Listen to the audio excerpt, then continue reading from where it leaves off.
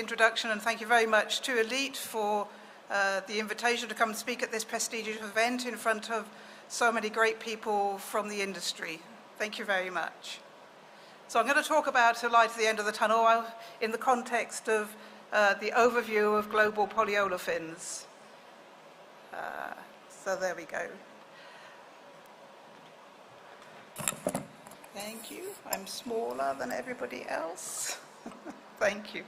So I'm going to talk a little bit about the overview for capacities that are coming up. I'm then going to talk a little bit about the factors that are affecting polyolefins growth in the future, something of an outlook for the next couple of years, and just some concluding thoughts at the end. So very briefly about Argus. Argus is a global company with over 1,000 employees. We're a price reporting agency, but we're also a consultancy. We have offices all around the world, including here in Mumbai. And I think, our strapline, which is bringing light to the markets, is what we try and do. We try and explain what's happening in the markets from the context of people that have worked in this industry and know this industry. But enough about us, and let's look at the situation at the moment for ethylene, polyethylene, ethylene, and propylene and polypropylene. You'll see in these two graphs that I've put up the year-on-year additional capacity that's being built. And I think one of the first things to notice is the scale on these two charts. So although propylene is typically half the size in terms of production and market of ethylene, these two charts are on the same scale. So it gives some idea of the scale of growth in the polypropylene and propylene sector compared to ethylene. I think the second thing I'd like to point out is the fact that there's a difference in timing for the two molecules. So for ethylene, what we're seeing is a build program that's coming to the end of its current wave. It started in 23 and 24. No, it didn't. It started in 2020, looking at the wrong chart. And its final large year of production is 23. Let's move forward, right? Okay. Glad to be here to have the exchange with other colleagues in the industry. This morning session, actually, I was very impressed. The message is pretty clear, right? We are in the plastic industry. Plastic was not as bad as you read from newspaper, the people perceive working on the street. So there are a lot of things related to the communication. One wish list from after this conference will be probably we need to make our voice even louder, clearer, and it can be heard by the society, by the government, right? My topic here is talking about the sustainability, but the more important thing is that what will be the opportunity for polypropylene rigid packaging. They always have the crisis there, they always have the opportunity there. Sustainability become a very hot topic today.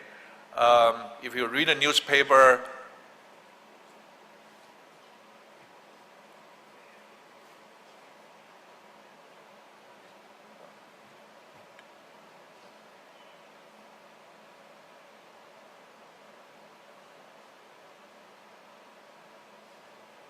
sorry for the technical issue.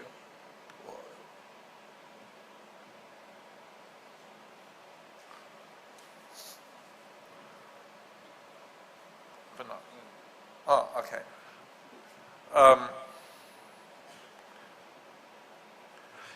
This is the picture, most of us probably have seen before. There's one thing, the reason for the plastic waste to become the issue, disposable plastic become single-use plastic become an issue because of visibility.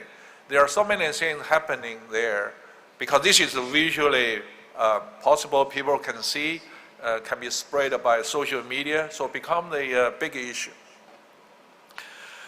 But at the same time, in 2015, I think, United Nations have set the goal for the human being. What we are in this world, what kind of challenges?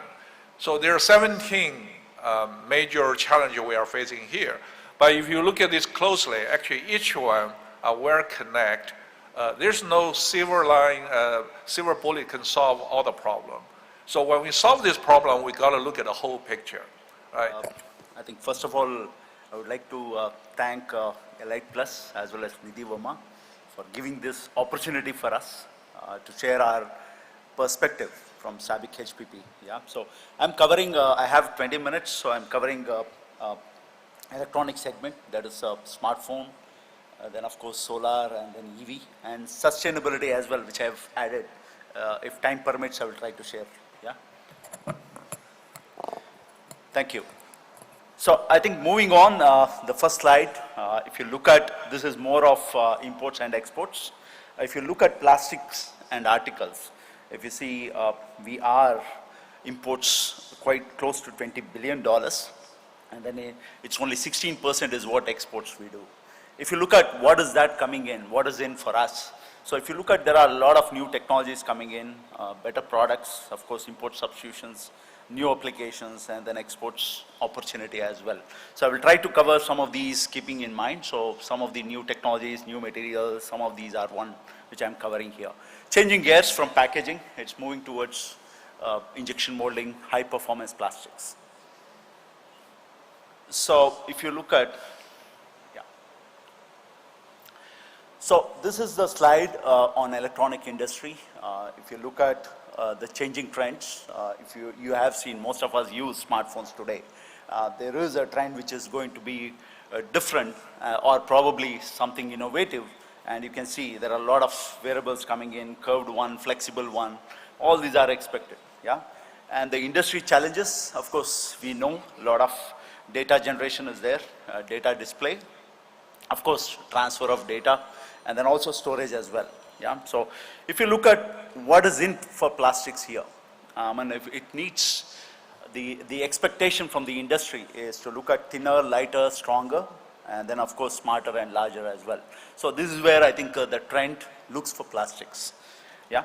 If you look at on this slide, on the left-hand side, there is a graph which is showing the smartphone build or manufactured in India.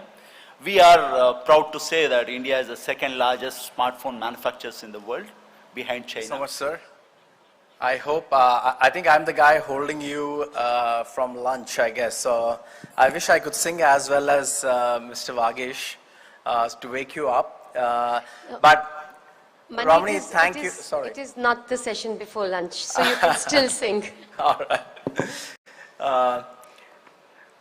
I spent a decade at Qualcomm, so listening to the applications in plastics, I mean, that was probably an angle that I should have pursued in my career, which I did not. So my name is Mani, and I work at this company called Banyan Nation. We are one of India's leading polyolefin recycling companies. And I'm really, really grateful for the opportunity to be here today and share a few thoughts. And I'm going to divide the talk today into two main themes. What are the innovations in sustainability that got us here? And the second one is, what does it take for us to drive EPR fulfillment by all these companies? So what got us here is one phase that I wanted to talk about, all the innovations in plastic recycling and sustainability. And the second part, I want to talk about what are the 3 or the 4 things that can really drive the use of recycled resins in plastic manufacturing, mainstream plastic manufacturing, so that EPR obligations are fulfilled. Before I launch into the innovations that we've put in place in plastic recycling, may I request a quick video to be played, because that's a very visual way to